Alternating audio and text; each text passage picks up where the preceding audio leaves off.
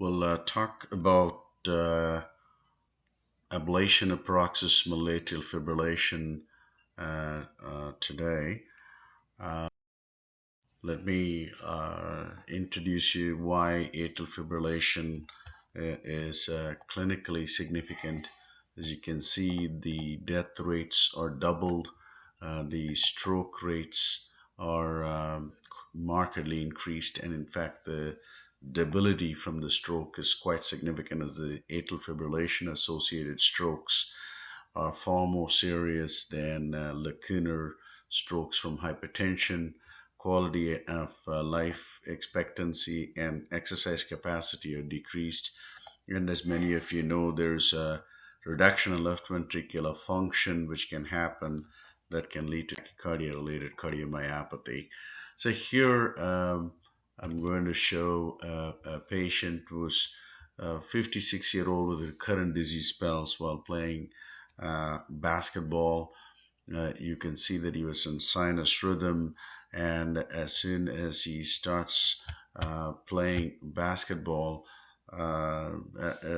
he was complaining of this dizziness, and we put him on the treadmill.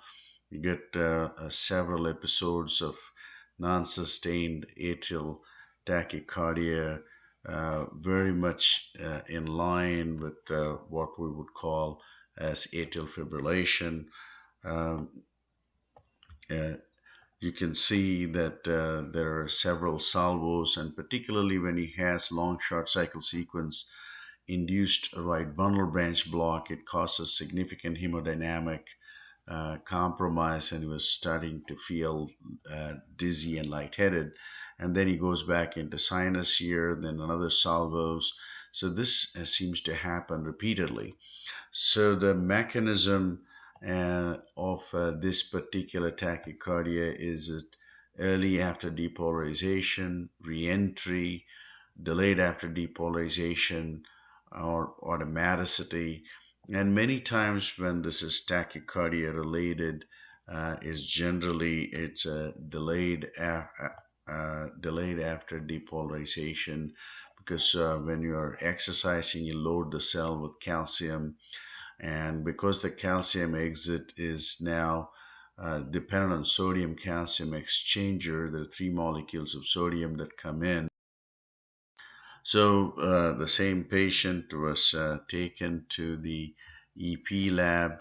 Um, as you can see, he has initiation. Uh, you can see that he was in high right atrium is showing he's in sinus, and then off he goes to races. But somewhere in the right superior pulmonary vein, there is a much higher frequency or rate that is going on. And in fact, there is a gradient dependent conduction taking place, meaning there's a high frequency zone in the pulmonary vein, and even the high right atrium and the coronary sinus is unable to keep up with the uh, rapidity of the rate, and so this is the so-called gradient dependent conduction. And because this is not a Mobitz 1 or Mobitz 2 type pattern, because we really don't know which one of the pulses is getting blocked and which one is actually, it's called a fibrillatory type of conduction. And the goal of atrial fibrillation ablation is to put a catheter from the groin and essentially trying to create what we would consider as a scar, a deliberate scar created around the mouth of the vein in such a fashion that would show that the electrical impulses from the pulmonary vein are largely confined within the pulmonary vein, and do not influence them. As you can see in this patient, he underwent an ablation, and we're showing that the AFib is now confined to the right superior pulmonary vein, but the patient is in sinus rhythm, as you can see in the coronary sinus electrode. or you can see in the surface with the sinus P wave. Now, if we proposed mechanisms of initiation, this is Dr. Jose Alifi's data, that you can see that there could be a source of either triggered or automatic activity from the pulmonary vein, which can linearly spread in enlarging wavefronts, or alternatively they can bounce off of a barrier and come back, and they themselves can become more fibrillatory, as he has published a long time ago.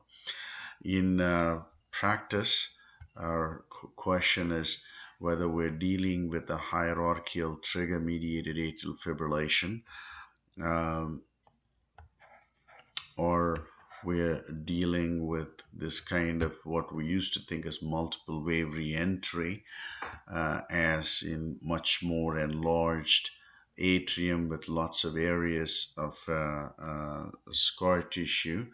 But unfortunately, there's also the so-called rotor mediated, but a focal source initiating atrial fibrillation. But our this lecture is largely pulmonary vein triggered, which is 90 to 95% of all paroxysmal atrial fibrillation. In addition, the exact methodology for ablation in persistent atrial fibrillation is still not completely settled, while the initial excitement of rotor-mediated ablation has been tempered by the success subsequently achieved at different locations. It's something that is probably needs to be worked out, so I will confine myself largely at this point with pulmonary vein isolation as a means. But for paroxysmal atrial fibrillation, perhaps that may be the way that we may be ablating even persistent. The most critical aspect of doing this ablation is that we need to make sure that about where 3 to 4 millimeters, or preferably even 5 millimeters away from the vein, that way the antrum is debulked. Basically, we not only are producing a pulmonary vein entrance and exit block, we also prevent substantial portion of the atrium from participating in any form of fibrillatory activity, which reduces the critical mass of atrium available for atrial fibrillation. Therefore, it also reduces the risk of pulmonary vein stenosis. This is now more of an atrial ablation rather than ablating too close to the pulmonary veins. Of course, linear lines may be required if the patient has typical atrial flutter in the right atrium around the cavotracheal isthmus. We may also occasionally produce a mitral annular ablation should the patient have an inducible or clinically presented atrial flutter.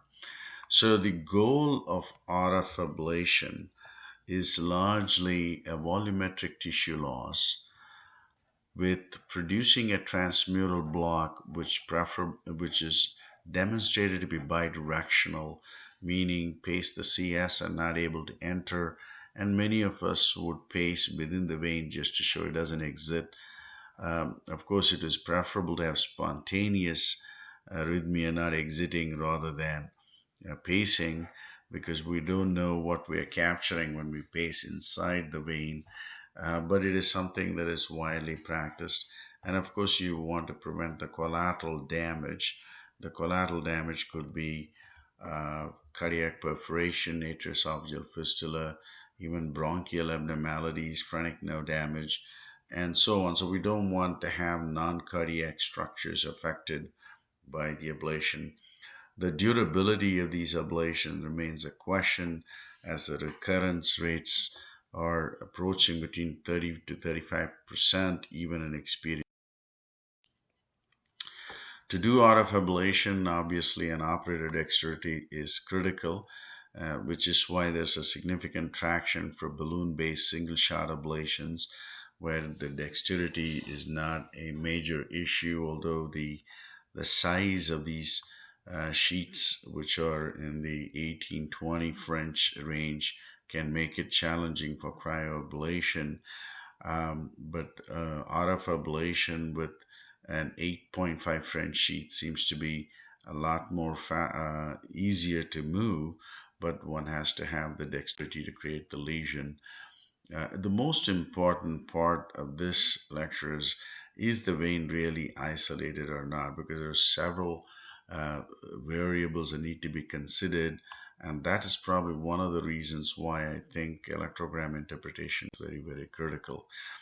This is from Dr. Asarvatham, who performed that the orientation of these fibers, creating anisotropy at the entrance, creating a far field electrogram from the LA, an anisotropic zone, creating an isoelectric line, followed by the P vein potential itself.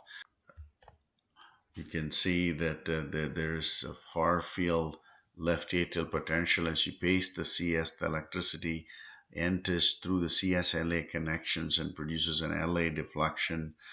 And then you have this anisotropic zone creating an isoelectric line here, and then the vein enters. And this is drawn actually for better explanation. Here's the LA, followed by an isoelectric line, followed by the pulmonary vein potential.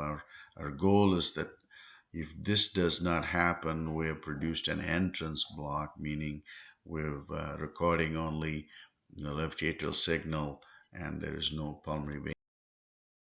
Now, where is the real os?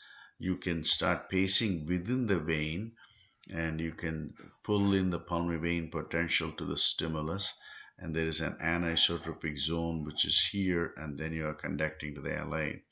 And as the catheter is drawn at some point outside the os, you will start capturing the left atrium, and then the anisotropic zone will occur, followed by this pulmonary vein potential. So the switch from inside the pulmonary vein to this kind of an electrogram is the kind of the electrical os.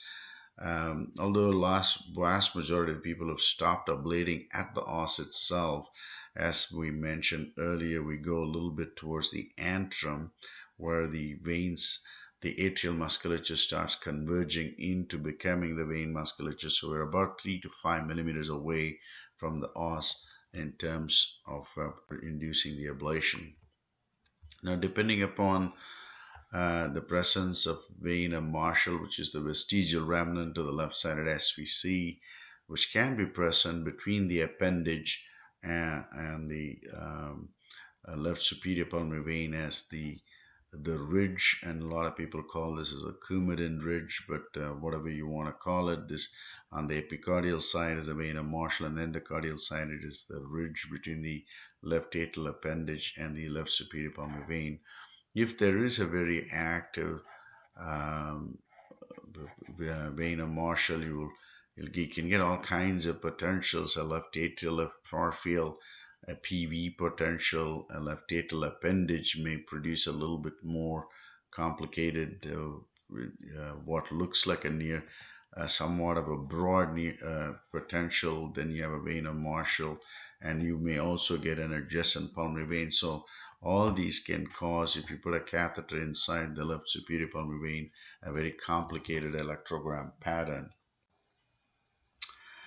So if you have difficulty in understanding, for example, a patient here, we're pacing somewhere around the lateral LA 5-6, and we have a circular lasso catheter in the pulmonary vein, and we don't know whether these two electrograms, whether they are near field pulmonary vein potential, and this is the far field, or the is just a far field left atrial appendage potential. Now, you can go inside the vein and pace, and you would pull in the potential and then you are conducting out. So clearly this vein is not yet isolated.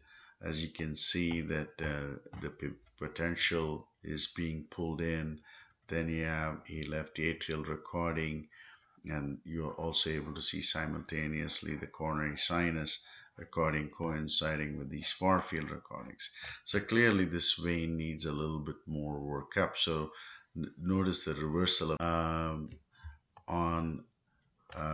the ideal vein isolation is remains isolated while pacing at two different cycle lengths.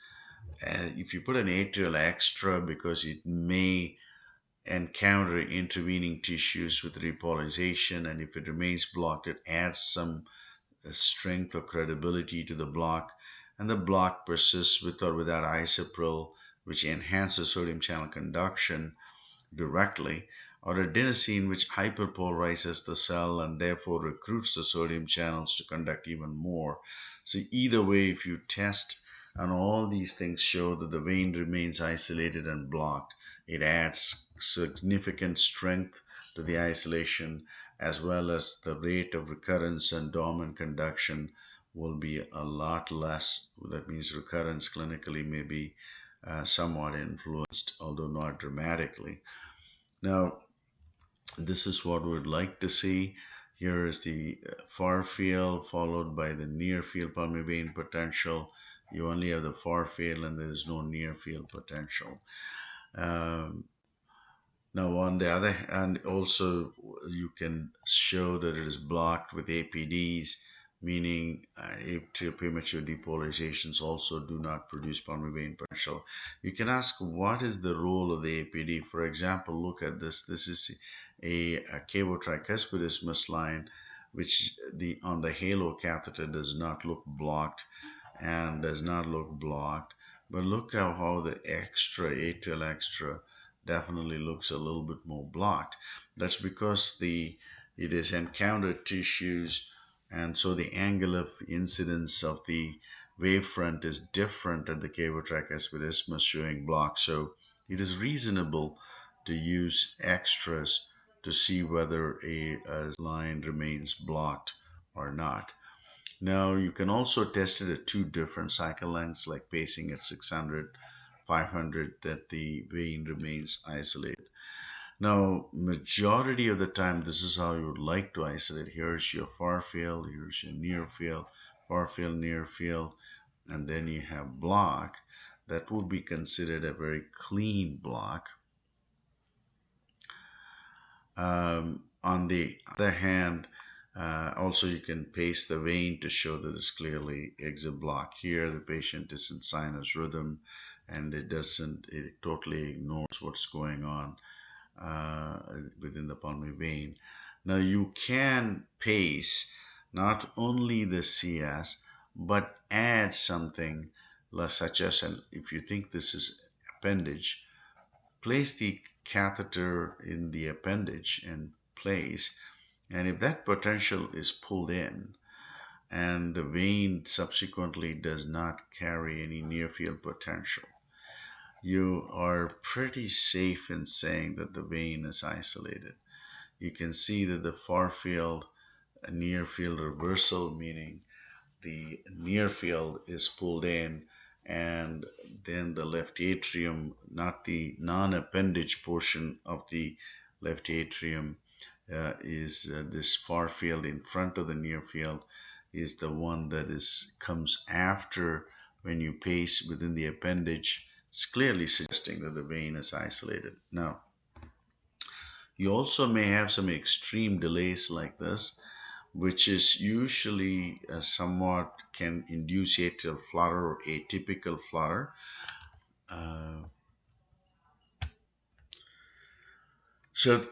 This kind of extreme delay can, if not addressed, can lead to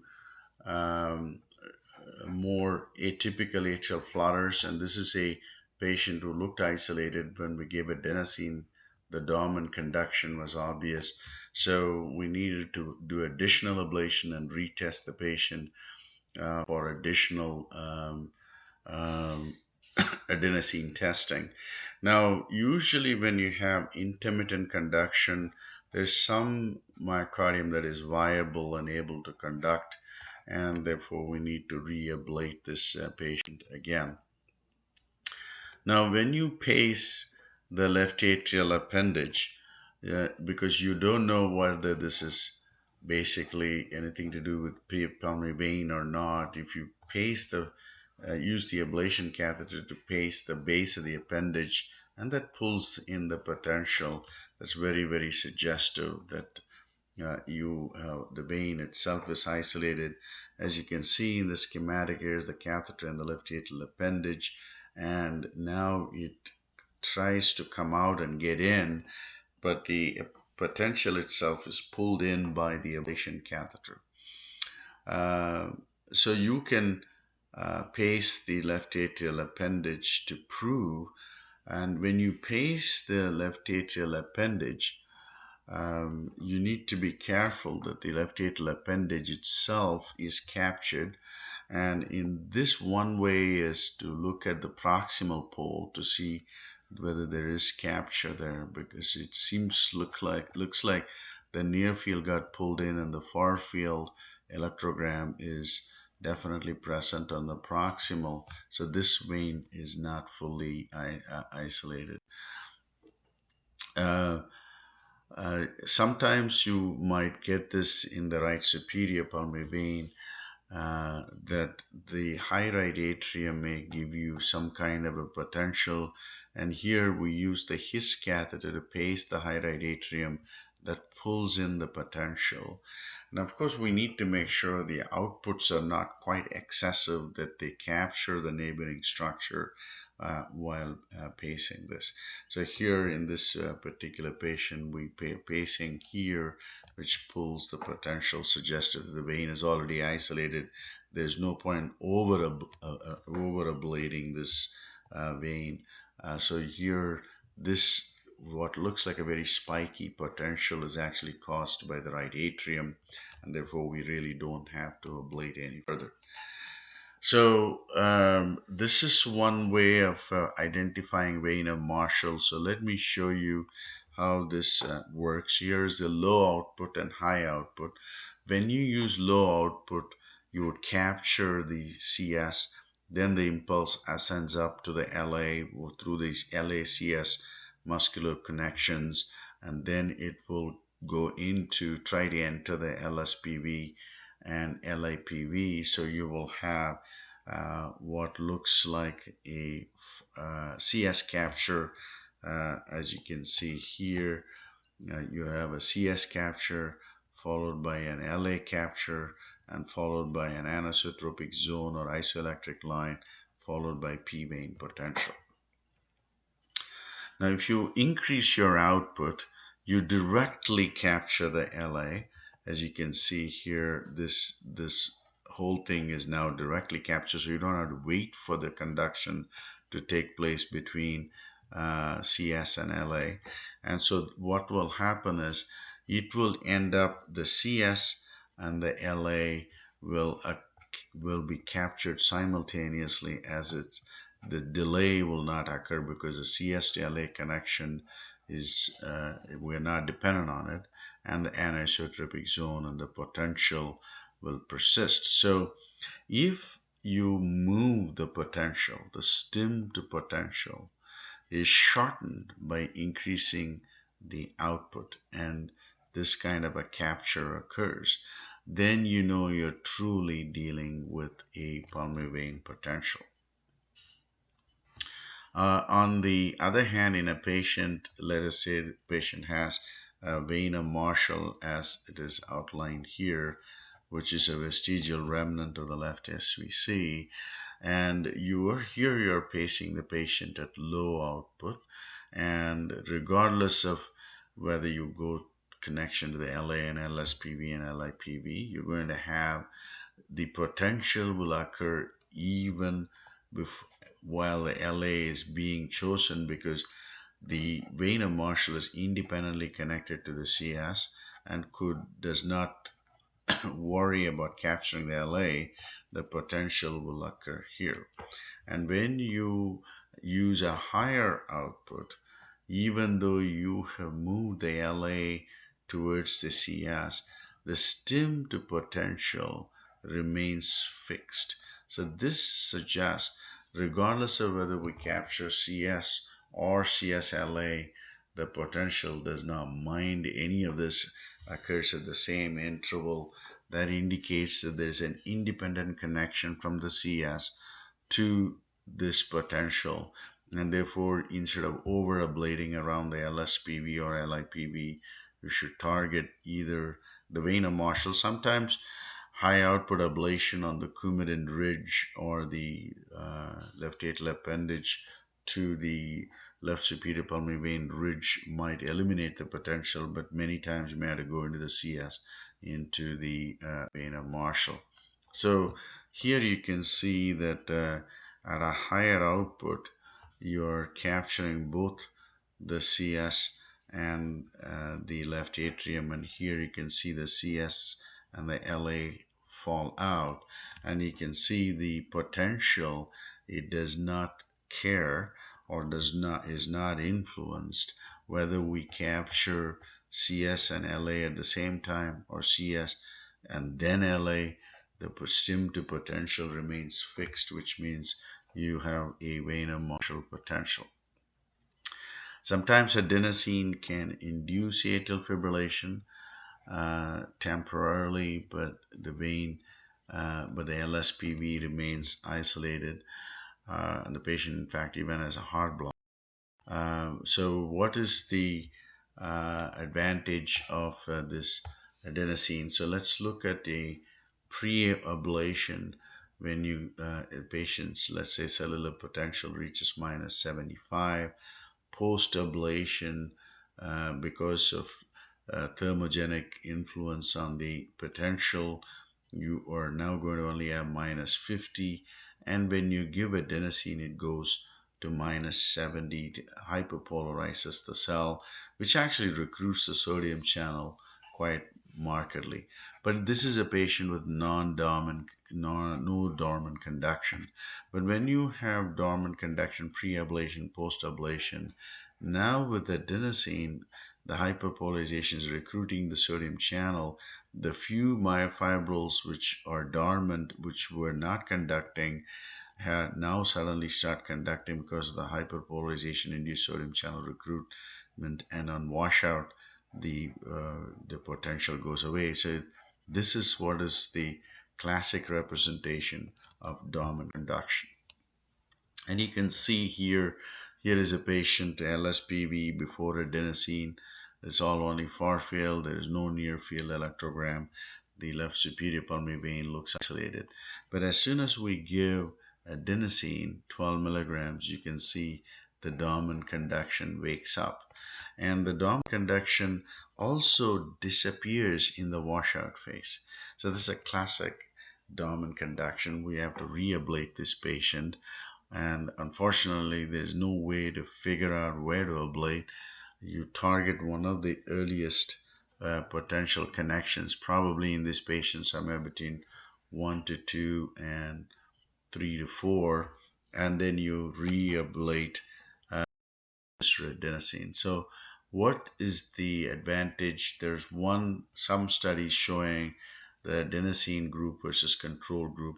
There's no but this which is what we follow for published in Lancet 15, you can see that here after a blanking period is a dormant conduction with additional ablation. This is no dormant conduction, and this is dormant conduction, but they didn't do any further ablation. Clearly, I think you can gain about 10 to 15% additional recurrence-free atrial fibrillation, and this is coinciding with our current experience. Giving adenosine and of course a waiting time of 30 minutes clearly increases the chances of and this is the role of impact of the waiting time.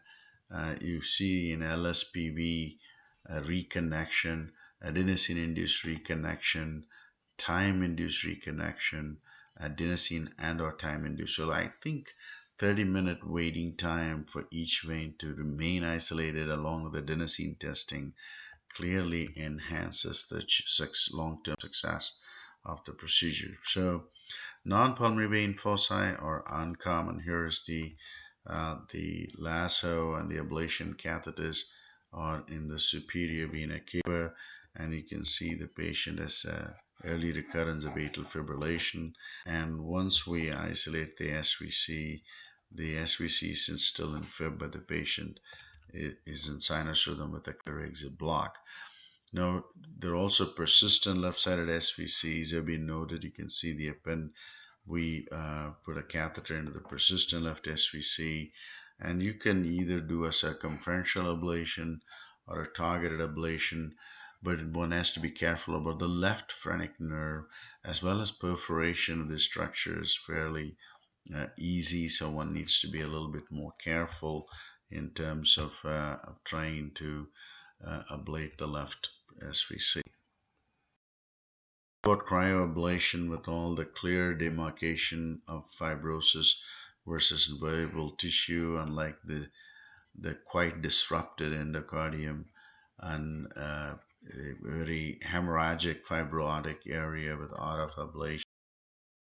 Well, I have to say the type 1 balloon was a little bit more challenging. You can either use you can use ultrasound to assess whether the vein is fully occluded. You can, if you're someone who's like to inject a lot of contrast, one can also inject contrast isolated. So in terms of RF ablation, it's a unipolar ablation with a skin patch. So the question of whether the irrigated catheter with contact force versus cryoablation, there's been no direct comparison. There's because of the saline used, there's significant degree of far field electrocution, and in terms of cryoablation, you freeze to minus 40, and then you basically the intracellular ice formation, and that leads to irreversible organelle damage. But then if there's any area of recovery, you thaw and refreeze with persistent ablation. The one-shot feature of this is very appealing, and you can the one thing is if right phrenic nerve would have to be constantly paced, or some other form of monitoring of the phrenic nerve would have to take place if one does select, such as in this case, we're using a quadripolar catheter in the SV to capture the phrenic. Here's the meta-analysis. The bottom line is there's no big difference between the two types of depends on your own how comfortable you are with the cryoablation. The most challenging thing would be a right inferior pulmonary vein, and if you don't stick the transeptal puncture more anteriorly and inferiorly, it makes it very difficult to get into the right inferior pulmonary vein. And then if you use an RF catheter, the expense of the procedure quite significantly increases. So phrenic nerve paralysis needs to be watched. The initial trials were showing 6%. I think today it is around 1 to 1.5. However, cardiac perforation with tamponade is a problem mostly with RF ablation. I have to say contact sensing has reduced this as well. I think contact sensing has not been directly compared even in the fire and ice trial. I would say maybe contact sensing has a slight edge over the cryo based on subjective opinion, but there has to be a real comparison between. But at the moment, I would say that both are equal in terms of efficacy of ablation. Complication profiles are slightly different between the two different forms. How about conduction gap? Here's a trial which obviously would be very difficult to do in the United States. They deliberately did an incomplete versus a complete linear ablation, and then they looked at no AF recurrence in the incomplete versus the quite low success rate. Uh, Time to the first event was only as 40% were really with first recurrence.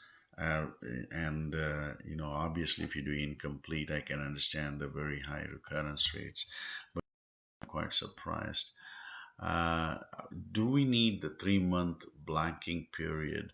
And this is very interesting. The number of reconnected pulmonary veins in patients with and without early recurrence. They deliberately did the again, it won't be possible in the US. If you have any recurrence within the first 2 months, you have a higher rate of reconnected PV, whereas no recurrence even within the first 2 months. You see, most veins, at best, one vein is reconnected, but not too many. So it looks like the 2 month waiting period, maybe a 3 month waiting period is a little robust, a little too much. Perhaps 1 month is not enough, but vast majority of the study are done with 3 month blanking period. We talked about this in our introductory study, the optical fibers versus the mechanical sensor or the biosense Webster. I think contact sensing has played a significant role. You can see the time to arrhythmia recurrence. Definitely, if you use contact force of around between 10 to 15 and produce a lesion is much better. Less than 10 is probably obviously not good, but I don't know whether it is good to produce 40 grams of force and ablate only for 10 seconds for an FTI of 400 or a force time integral of 400. So the amount of dormant conduction and early recovery are much higher in low contact forces, and I think it's probably safe to say 10 to 15 grams of contact force on a 30-second lesion is probably the best in terms of reducing recovery. Post-procedure issues, the cardiac perforation, still tamponade remains still the number one cause for death, so one has to be careful. TIA is becoming frequent. Atrioesophageal fistula is a rare complication. I'm not sure monitoring the temperature in the esophagus is of any use, but everybody's doing it. Pulmonary vein stenosis has become somewhat of a less, much less frequent today, perhaps because we're doing more of an antral ablation. So we have access site issues. If you use ultrasound guided access, it becomes a lot less. Pericarditis is still an issue, especially with RF ablation. Recurrence remains an issue, at least in 30 to 35% of population. Anticoagulation after 3 months depends